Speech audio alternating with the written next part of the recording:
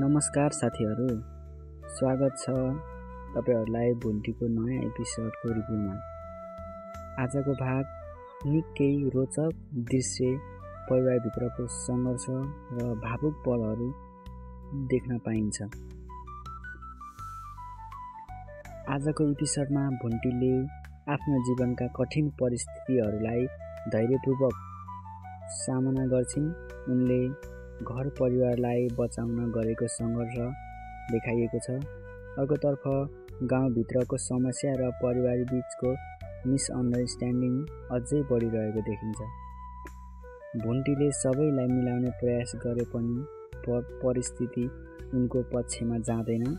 को अन्त्यतिर अनएक्सपेक्टेड मोड आयो, जसले गर्दा दर्शकहरूलाई अर्को भागमा पर्खिरहन बाध्य बनायो। किनभने भुन्टीले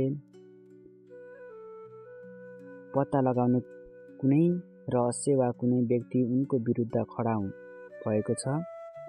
मेरो विचारमा आजको एपिसोड रोचक र भावुक दुवै रह्यो।